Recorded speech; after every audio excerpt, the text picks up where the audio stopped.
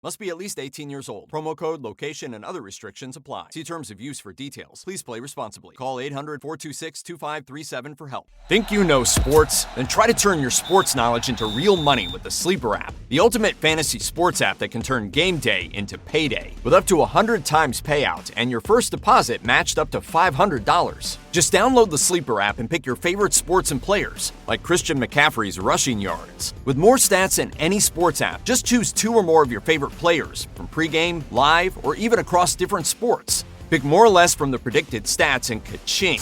You could win up to 100 times your money if your pick wins. With the Sleeper app, you can make picks anytime, even after the game starts, with up to 100 times payout. What are you waiting for? Download Sleeper today and unlock one of the fastest growing fantasy sports apps in the world. Just go to the App Store, download the Sleeper app today, and use code SPORTS for up to $500 match on your first deposit. That's promo code SPORTS. Lucky Land Casino, asking people, what's the weirdest place you've gotten lucky? Lucky? In line at the deli, I guess? Aha, in my dentist's office. More than once, actually. Do I have to say? Yes, you do. In the car before my kids' PTA meeting. Really? Yes. Excuse me, what's the weirdest place you've gotten lucky? I never win and tell. Well, there you have it. You can get lucky anywhere, playing at LuckyLandSlots.com. Play for free right now. Are you feeling lucky? No purchase necessary. Void where prohibited by law. 18+. Terms and conditions apply. See website for details. Miss Brooks, starring Eve Arden.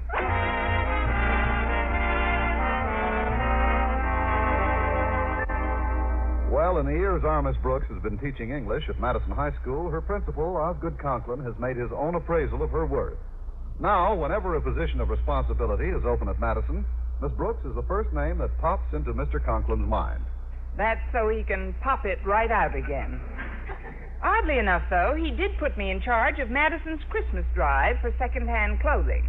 I discussed my new duties with my landlady over breakfast last Friday. But, Connie, Christmas is only 10 days off. Why did Mr. Conklin wait until now to start his clothing drive? Well, I guess he couldn't make up his mind about one important item, Mrs. Davis. What's that? Whether he should organize the teachers to get clothes for the needy or organize the needy to get clothes for the teachers. But it is a good cause. What are you donating, Connie? I'm giving an old dress of mine, Mrs. Davis. But you're the head of the drive. Is one dress enough? I was going to give 2, but I remembered a Board of Education rule that says a teacher can't appear in public in a slip. Well, I'd better get ready to leave now. Walter Denton's picking me up soon. Oh, before you go, Connie, do you still plan on doing your Christmas shopping this afternoon? Yes, indeed, Mrs. Davis. I've got the $25 I saved up this year right in this envelope. Good. I made out a little Christmas list of my own. I figured that with you being downtown anyway, and me having so many things to do around the house, you wouldn't mind making a few simple purchases for me. I'd be glad to, Mrs. Davis. What do you want me to get? I've got the names and the presents all itemized, Connie. And here's $25 I've saved up. How many presents do you want me to get? Just for the immediate family. My sister Angela, my brother Victor, a couple of cousins. It only comes to 12 gifts altogether. Are you sure you don't mind doing my shopping for me, Connie? Not at all, Mrs. Davis. I just have one problem. What's that? Who will I get to do mine?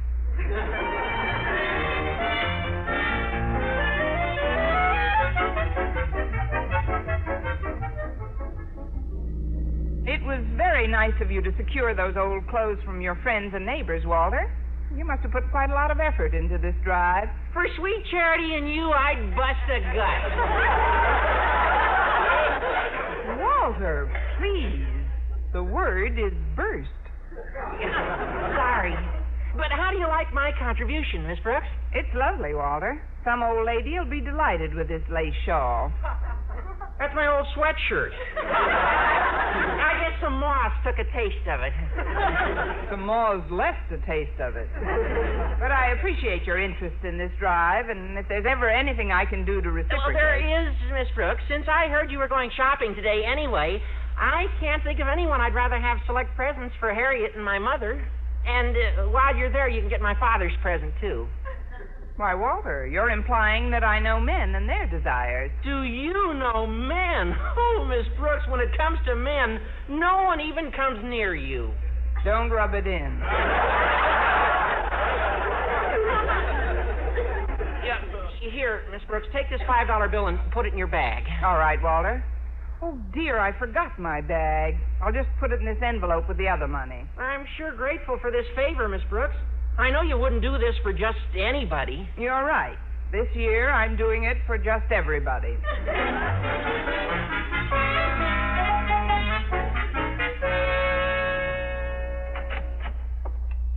Oh, hello, Mr. Boynton. What brings you to first-year English? Miss Brooks, I've got something for you.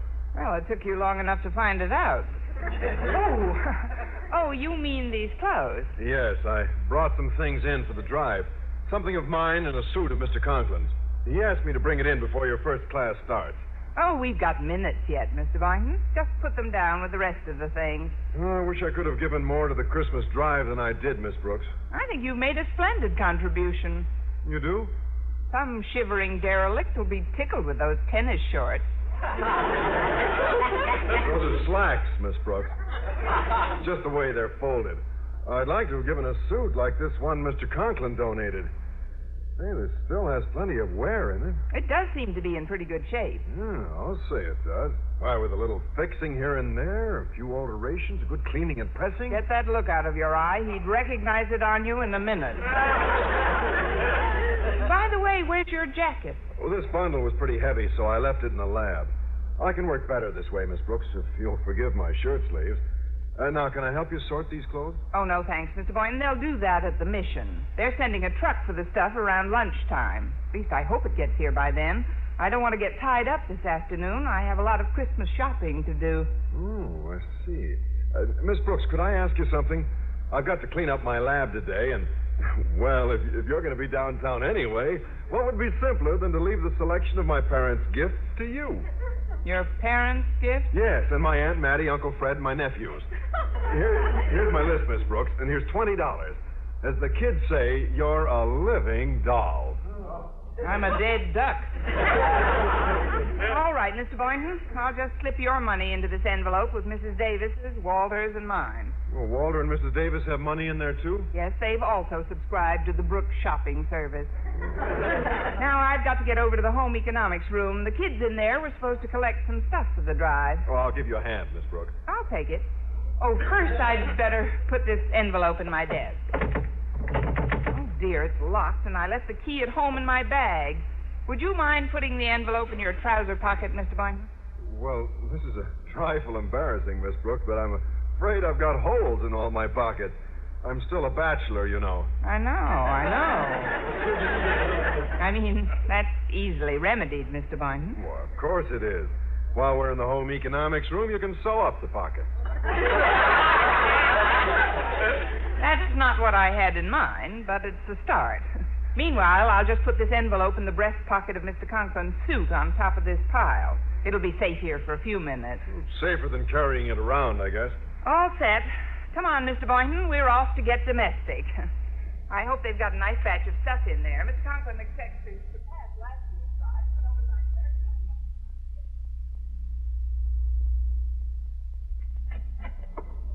Well, here are the bundles, Harriet. But there's no sign of Miss Brooks. I guess the people from the mission got here sooner than she expected. Well, come on, let's haul this stuff out to their truck. Okay, but, Walter, don't you think we should consult Miss Brooks before we take it? Why bother her about it? She knows where it's going. Besides, we're saving her the trouble of carrying this stuff out herself. Well, if you think so, Walter. Believe me, when Miss Brooks finds out what we've done for her, she'll thank us till she's blue in the face. Back to my room and discovered the absence of Mr. Conklin's suit containing $75 belonging to Walter, Mrs. Davis, Mr. Boynton, and me. I was fit, as the old expression goes, to be tied. The suit itself wasn't worth anywhere near $75.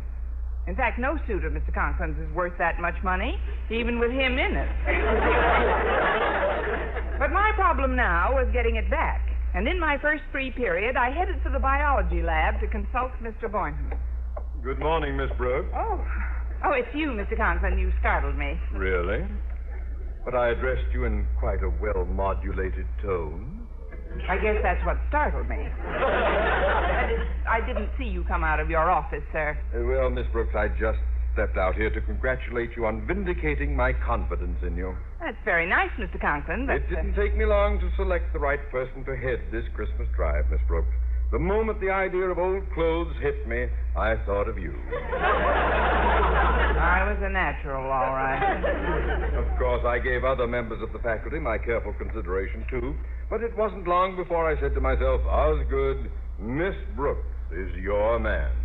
Isn't it funny? That's how Mr. Boynton feels about me, too. Look, Mr. Conklin, there's something I've got to do. Of course.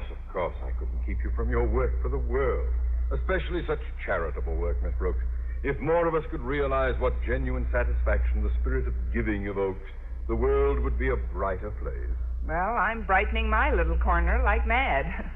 This is a great thing we're doing, Miss Brooks, giving to our fellow man. This is the true Christmas feeling. And we must all give until it hurts. It hurts. Please, Mr. Conklin, if you'll excuse me. I wouldn't think of detaining you another minute. Oh, before you go, how did you like my contribution to the drive? Wonderful, Mr. Conklin. It's a very nice suit. I'll say it was nice. It had several years' wear in it. That suit always held something for me. It's loaded for me. That's what I've got to find out about, Mr. Conklin. You see, I left something in the pocket, and, well, I've just got to get back that suit. Oh, but you can't do that, Miss Brooks. Once I've made a donation, I never take it back. How would it look to the folks at the mission? But there's no way for them to tell your suit from any of the others. Oh, but there is. My name is stenciled into the lining. Not that I wanted anyone to know I was giving. You just didn't want anyone not to know. Oh, Daddy, there's a call for you in your office. Will you get it? I'll call them back, Harriet. But it's Mother. She says it's urgent. With your mother, it's always urgent. Probably wants me to bring home a paper. You'd better talk to her, Mr. Conklin. I'm going in to see Mr. Boynton about our predicament. Very well, Miss Brooks. But remember, it is better to give than to receive. That may be, Mr. Conklin, but if I may show off my background in English literature, there's another famous parable which goes, as good as it is to give, it's better to get back that which ain't yours to give. Oh, what a fuss to make over a few dollars. Some people are just mercenary, I guess. Hello. Yes, Martha, what is it? Have I had your necklace repaired yet? I don't remember your giving it to me. What? You put it in the pocket of my blue suit Wednesday night? Martha, was that my brown-dyed blue suit? It was? But I donated that to the Christmas clothing drive today. And that necklace had a genuine opal in it. Oh, I've got to get it back. No, I'm not excited. No, don't give me that baloney about charity. I'll get that suit back if I have to rip the mission apart with my bare hands.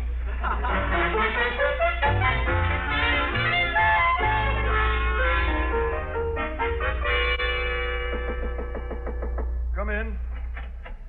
Oh, I'm glad I caught you before you went to lunch, Mr. Boynton. I was just cleaning up the lab, Miss Brooks. What's the trouble? Mr. Conklin's suit has been picked up and delivered to the mission. Well, that's nothing to get excited about. It's supposed to go there, isn't it? Yes, but the money is still in it. I don't know what to do. Now, take it easy, Miss Brooks. What money is still in it? The shopping money. Mine, Mrs. Davis's, Walter's, and yours. Mr. Boynton. I must have tripped over this stool. What time are they going to distribute this clothing, Miss Brooks? This afternoon. We've got to get down to that mission and get the suit back. Well, are you sure you could identify Mr. Conklin's suit? With the things I've spilled on it, if I can't identify it, it'll identify me. How are we going to go about getting it? Well, we'll simply park outside the mission and watch every person who leaves the premises. In that way, we're bound to see who walks out with Mr. Conklin's suit on. The rest is up to you. What do? Pick his pocket while he waits for a bus? Now, please, Miss Brooks, we'll devise some sort of a scheme on the way downtown. Meanwhile, let's be calm about it. It isn't the end of the world, even if we fail to recover the money. Heaven forfend. Amen. That afternoon, a little after 3, Mr. Boynton and I were stationed at the mission window, waiting to catch a glimpse of Mr. Conklin's suit. Miss Brooks, have you seen Mr. Conklin's suit yet? No, but I spotted the dress I donated, and I've been following its progress. Well, what's happened to it? It's been rejected 3 times. Say, isn't that Mr. Conklin's suit heading for the door? Alone? Oh, you mean on the man with the glasses? Yes, I think it is. You'd better get on the other side of the door. Well, now, don't worry, Miss Brooks. I'll do my part to help get it back. Good luck. Oh, pardon me, my good man.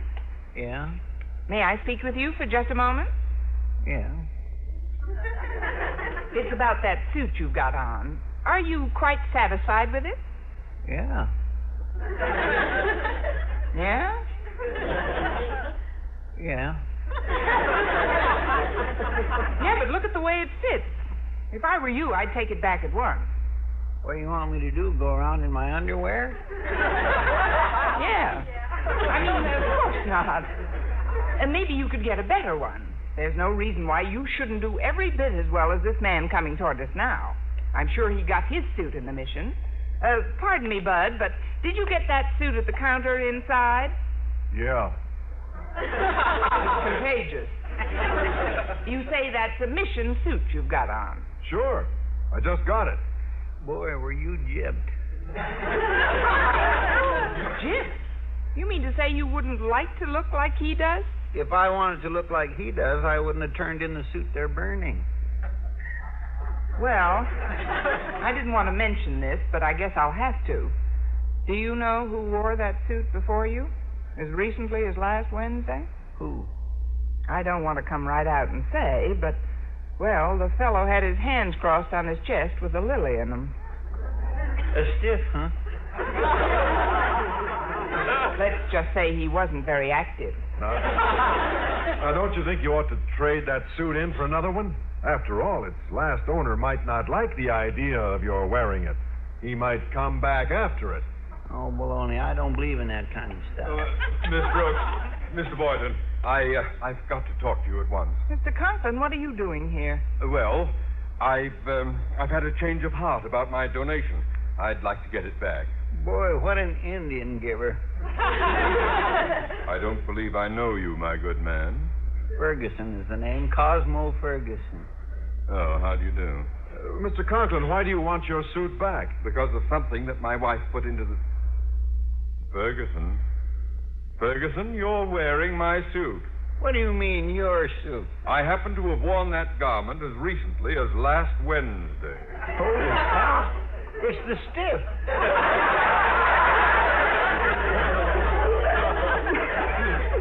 What's that? This lady said the suit was on a dead guy last Wednesday. I must have caught you while you were dozing, Mr. Conklin. Now, look, I've just got to have that suit back. It has a sentimental attraction for me. Now, be a good fellow and return it. Nothing doing. I was handed this suit and told it was mine to keep. Now I'm leaving. Wait. I'll get you another suit. Please, Mr. Ferguson, be reasonable. No. Oh, come on, Cosmo. You don't want that old suit. Of course you don't. Give it here. Take your hands off of me, Pompous, or there'll be trouble. That's the idea. You and him fight, and I'll hold your coat. I am not going to fight. I'm just going. No. Wait, I'll give you $5 for that suit. I'm staying. I'll give you $6 for it. Miss Brooks, why are you bidding for this suit? It's got a sentimental attraction for me, too. I've spilled more on that suit than any of your others. Good. I'll give you $10. 12. 18. 19. Gee, and I always thought they just sang songs at mission. Now, just a minute. I'll give you $25 and the suit I've got on for that one. All right, it's a deal. Let's go inside and change. Well, we can do that later. Let's change coats immediately, eh? Okay. You know, I might parlay this mission business into a clothing factory. Hello, Miss Brooks. Hi, everybody. Walter. Well, I'm all through helping out in the mission. How do you like the way I handle things? You were divine, Walter, but I can't talk to you right now. There's a matter of $75 I've got to recover. Mr. Conklin, now that you've changed coats, would you mind looking through the pockets, please? That's just what I am doing, Miss Brooks. I'd better find... It's not here. But it was in the inside breast pocket, Mr. Conklin. It was not. It was in the side pocket. No, you're both wrong. Harriet and I went through the pockets before we turned it into the mission people. We found Mrs. Conklin's necklace and all our shopping money, Miss Brooks. What? Ferguson! Give me back that coat. Not a chance. I'm getting out of here. You people are all deaf. But my $25, my new coat. Ferguson, wait. Cosmo! We'll make another deal, Cosmo! Hey, what's the matter with old Marblehead? Mr. Conklin, why'd he run after that bum? You tell him, Miss Brooks. Well, all I can say is it's definitely better to give than to get, especially where Cosmo's going to get it. Others in tonight's cast were Jane Morgan, Dick Crenna, Bob Rockwell, Gloria McMillan, and Parley Bear. Judy was boring. Hello. Then Judy discovered ChumbaCasino.com. It's my little escape. Now Judy's the life of the party. Oh, baby, mama's bringing home the bacon. Whoa, take it easy, Judy. The Chumba life is for everybody. So go to ChumbaCasino.com and play over 100 casino-style games. Join today and play for free for your chance to redeem some serious prizes. ChumbaCasino.com. No purchase necessary. Void where prohibited by law. 18+ terms and conditions apply. See website for details.